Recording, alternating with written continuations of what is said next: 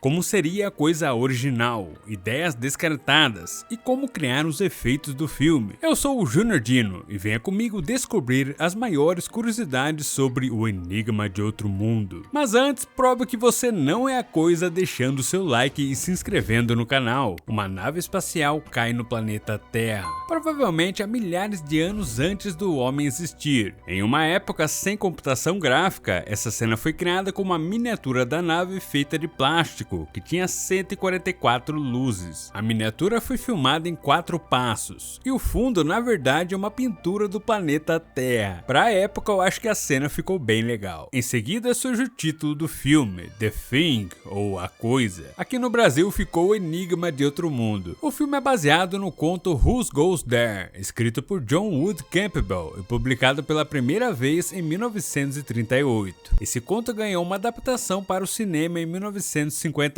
chamada The Thing from Another World. Esse título é uma homenagem ao título de abertura do filme de 1951. Na Antártica, no inverno de 1982, um helicóptero persegue um cachorro. Essa cena de abertura foi filmada no Alasca. São filmagens surpreendentes para a época. Um atirador tenta acertar o animal. Esse início já deixa a gente muito curioso. Por que será que estão tentando matar o doguinho? Vamos para uma estação de pesquisa científica americana, que é bastante semelhante à estação do filme de 51. A produção foi para a Colômbia Britânica, no Canadá, onde construíram o cenário da estação no topo de uma montanha. A produção passou muito frio e sofreram com a localização do local, que só era acessível através de uma velha estrada construída para uma mina. Na estação vivem 12 homens. Esse é o primeiro filme de grande estúdio dirigido por John Carpenter, que dirigiu filmes incríveis como Halloween. John é um grande fã do filme original e nunca achou que poderia superar esse clássico, então ele preferiu que a história fosse mais fiel ao conto original. O filme de 51 tem personagens femininas, mas no conto 37 homens vivem na estação. Por isso, John escolheu ter apenas personagens masculinos, mas diminuiu o número para 12 homens. McRae é vivido pelo Kurt Russell. McRae foi um piloto de helicóptero na Guerra do Vietnã, que se envolveu em uma tragédia. Desonrado, ele veio para a Antártica se isolar do mundo e agora é alcoólatra e sofre de insônia. O helicóptero continua perseguindo o cachorro, que vai até os homens da estação, e um dos homens do helicóptero se atrapalha com a granada e acaba se explodindo junto com a aeronave. O atirador vai até os homens e fala norueguês. Se você entende norueguês, você já tomou spoiler, porque o homem avisa que o animal na verdade é uma coisa que está imitando o cachorro. Mas ninguém entende o homem, e no desespero ele tenta atirar no cachorro e acaba acertando Bennings, e em seguida é morto pelo comandante Gary. Eles tentam avisar sobre o ocorrido, mas Windows não consegue contato com ninguém. Então McRae pega o helicóptero e vai com o Dr. Copper até a estação norueguesa investigar o que aconteceu. Esse chapéuzão do McRae é muito engraçado. Enquanto isso, o cachorro foi trazido para dentro da estação, e John Carpenter cria um ótimo suspense simplesmente mostrando o cachorro andando pelo corredor. O nome desse cachorro era Jed. Ele era metade cachorro e metade lobo. John Carpenter ficou impressionado, porque Jed não olhava para a câmera nem para ninguém da produção e parava de andar na hora certa. Vemos apenas a sombra de alguém e o cachorro entrando no quarto. Não saber quem é ou o que o cachorro vai fazer deixou essa cena muito sombria. Eles chegam até a estação norueguesa, que está destruída. Em 2011 foi lançado um remake, que na verdade se passa antes desse filme e mostra o que aconteceu nessa estação norueguesa. Se você quer uma análise desse filme aqui no canal, me avisa nos comentários e deixa o seu like. Para cenas internas, seja na estação americana ou na norueguesa, os cenários foram construídos nos estúdios da Universal em Los Angeles. Para aumentar o realismo, os cenários foram refrigerados com a temperatura de 4 graus. Eles encontram um homem que se matou cortando os pulsos e o pescoço. O frio é tão intenso que o sangue congelou enquanto escorria. Originalmente eles encontrariam outro corpo dentro de um armário, mas essa cena foi descartada. Em outro cômodo, McReady encontra um enorme cubo de gelo com um buraco no meio. Esse cubo é uma homenagem ao filme de 51, onde a coisa foi encontrada congelada e foi trazida para a estação em um cubo de gelo. Lá fora eles encontram um corpo estranho que foi queimado às pressas. Eles voltam para a estação americana com o corpo. Todos se reúnem para ver o que parece ser dois corpos humanos que se fundiram. Olha só isso, que sinistro! Essa é uma escultura criada por Rob Bottin, um jovem de 22 anos, que na época havia criado o lobisomem de Grito de Horror. Clark leva o cachorro para o canil junto com outros cachorros. O suspense dessa cena é assustador. O cachorro fica parado ali no meio, enquanto os outros cães ficam assustados. Do nada a cabeça do cachorro se abre igual uma flor. É muito chocante. Sai um tentáculo da cabeça, vários tentáculos menores pelo corpo, coisas semelhantes a pernas de aranha. É muito perturbador. No filme de 51, eles não tinham tecnologia para criar a coisa, que no conto é descrita com 3 olhos e tentáculos. Então o monstro é uma forma de vida vegetal que se parece com o Frankenstein. John ficou fascinado que no conto a coisa mudava de forma e imitava seres vivos. Ele queria isso no filme, mas não queria que o monstro fosse um homem vestido. John contratou Dale Kuipers, que criou uma coisa insectoide que mudaria de forma e para isso se agarraria na cabeça da vítima para escaneá-la e então copiá-la. Mas Dale sofreu um acidente e para se recuperar saiu do projeto. Foi então que Rob Bottin entrou. Então ele veio com a ideia da coisa ser um aglomerado de características de vários seres que ela copiou pelo universo. Por isso que ela tem tentáculos e essas patas de aranha. McReady ouve os cachorros latindo e assona o alarme da estação. Todos vão para o canil e se deparam com a coisa que virou um cachorro monstruoso. Essa é uma das cenas mais macabras do filme. Rob Bottin tinha uma equipe de 40 pessoas para ajudá-lo, mas ele trabalhava todos os dias sem folga. Ele ficou até doente e precisou ser levado para o hospital. Por estar sobrecarregado, ele pediu ajuda para um amigo, que é ninguém menos que o Stan Winston. Stan Winston desenhou o cachorro como um fantoche de mão, que foi controlado por um marionetista que estava em pé embaixo do animatrônico. Para ficar mais perturbador, a coisa desenvolve 2 mãos e tenta fugir do canil. Ela cria olhos e seu interior se abre e de dentro sai uma espécie de flor que, se você reparar bem, é formada por várias línguas de cachorro e dentes. O nível de criatividade na criação da coisa é absurdo. Child Strosso lança chamas e queima a coisa. Todos os homens ficam em choque. O Dr. Blair faz a autópsia da coisa e descobre outra coisa crescendo dentro dela. Ele chega à conclusão de que esse organismo tem células capazes de digerir a presa e copiá-la perfeitamente. Os homens assistem fitas trazidas da estação norueguesa, que revela que eles encontraram algo enterrado no gelo. Eles vão até a localização e encontram aquela gigantesca nave que caiu na Terra. Nessa cena, a nave na verdade é uma pintura. Os atores gravaram as cenas no estúdio, e a cena que eles andam sobre a nave foi gravada em um enorme gramado. Provavelmente a nave caiu na Terra há pelo menos 100 mil anos atrás. Os criadores da miniatura da nave disseram que a coisa estava pilotando a nave aqui no topo. Após a queda, ela deve ter se rastejado para fora e ficou congelada por milhares de anos. Então foi encontrada pelos noruegueses e de alguma forma acordou. No computador, Blair faz uma simulação de como as células da coisa copiam as células dos cachorros. Se essa coisa chegar em uma área civilizada, ela pode se espalhar pelo mundo em 27 mil horas, o que equivale a 3 anos e 1 mês. Eles isolam aquele corpo fundido e não imaginavam que a coisa ainda está viva e ataca Bennings. Bennings é o primeiro a ser morto pela coisa. O curioso é que quando o cachorro chegou à estação, ele pulou em Bennings primeiro. Eles veem Bennings tentando fugir, mas descobrem que a coisa já digeriu o homem e estava terminando o processo de imitação. Essa cena é muito sinistra.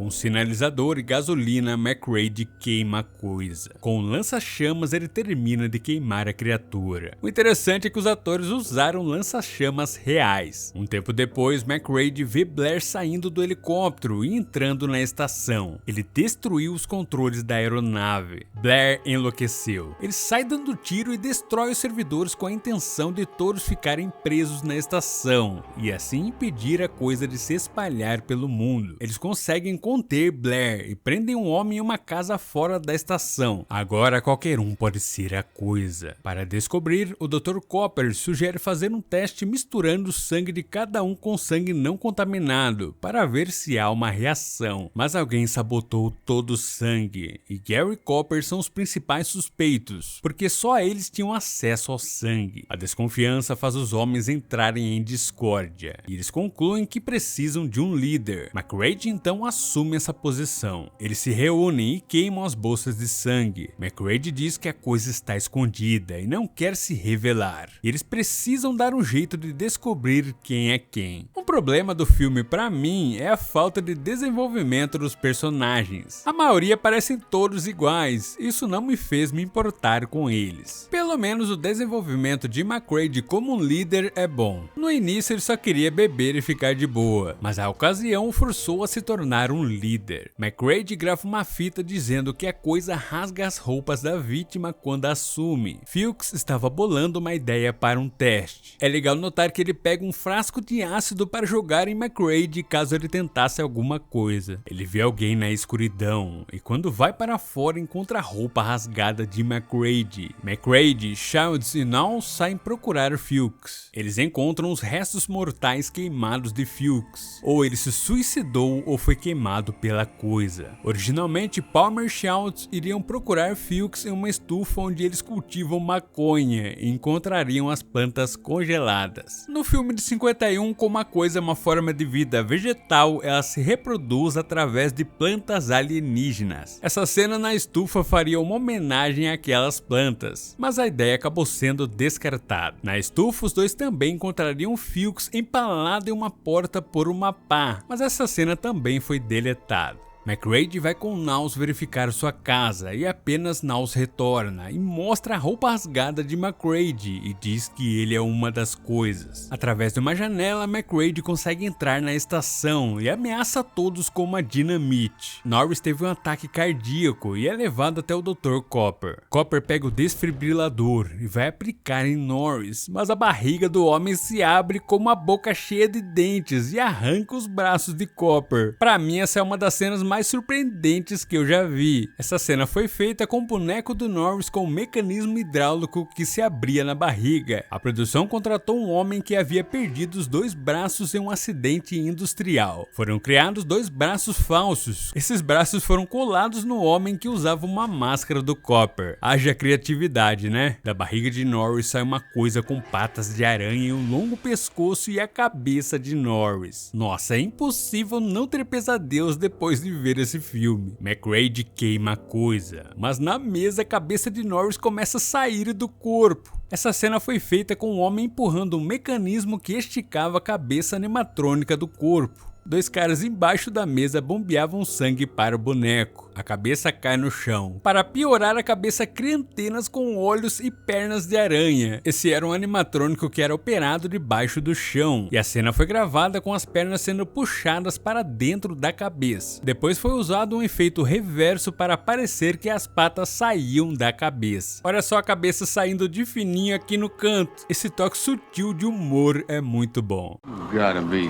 fucking kidding. McReady queima a cabeça. Ele viu que a coisa ataca para sobreviver, então na teoria o sangue contaminado iria reagir se fosse ameaçado. McReady quer amarrar os homens, mas a maioria é contra o teste. Clark vai atacar McReady e acaba sendo morto. Finalmente todos concordam e o teste começa. McRae usa o lança-chamas para aquecer um fio de cobre e mergulha no sangue para ver se há reação. Esse exame de sangue acontece da mesma forma no conto original e foi esse teste que convenceu John Carpenter a fazer esse filme. O sentimento de paranoia faz esse teste ser a melhor cena do filme para mim. O sangue de McRae não tem reação. Isso prova que alguma coisa rasgou sua roupa para incriminá-lo. Windows, Cooper e Clark não estão infectados. Chegou a vez de Palmer.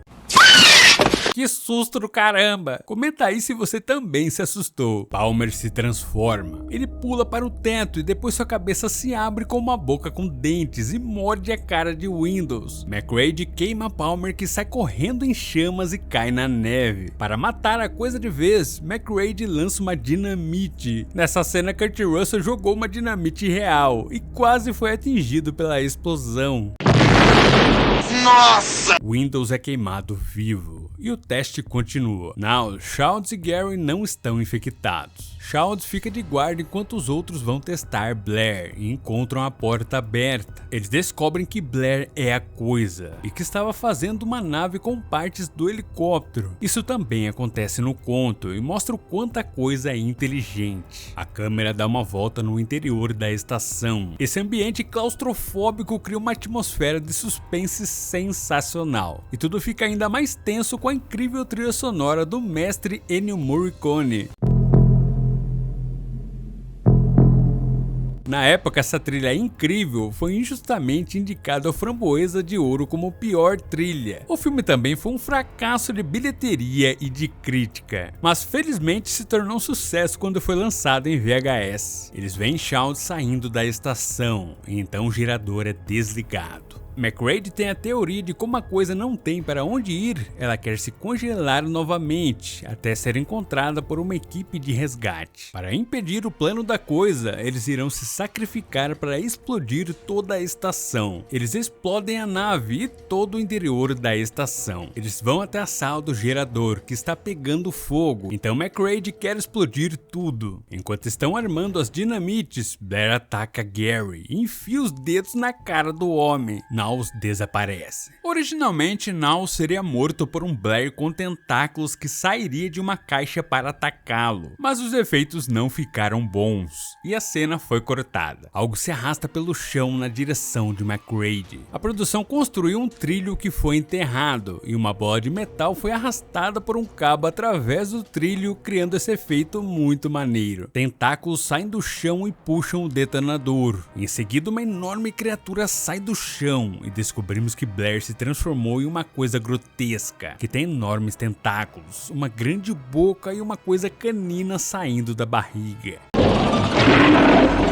Existem artes conceituais que sugerem outros visuais, com 3 corpos fundidos e pernas de aranha. Mas eu acho que esse visual final ficou sensacional. Esse é um grande animatrônico que precisou de 50 pessoas para fazê-lo se mover. Originalmente, a coisa foi criada com efeitos em stop motion. A produção teve todo o trabalho de criar um incrível cenário em miniatura super detalhado. Também criaram a miniatura da coisa, que ficou bem legal. Mas John Carpenter achou as cenas em stop motion muito falsas, então elas foram cortadas. Só ficou aquela cena em que o tentáculo pega o detonador. McRae joga uma dinamite e então a coisa explode. Esse é um outro problema do filme pra mim. Essa batalha foi muito rápida. Esse monstro final merecia mais cenas. Como eles haviam armado dinamites, toda a estação explode. A produção realmente explodiu todo o cenário que eles construíram na Colômbia Britânica. Inclusive, o cenário da estação norueguesa é na verdade esse cenário destruído que foi reaproveitado naquela cena. McRae está vivo. E olha só quem apareceu. Childs diz que pensou ter visto Blair e se perdeu na tempestade. Nenhum dos dois confia no outro. O fogo está aquecendo eles, mas logo vai se apagar e eles podem morrer congelados. Então o filme termina com McRae e Childs dividindo uma bebida e irão esperar um tempo para ver o que acontece.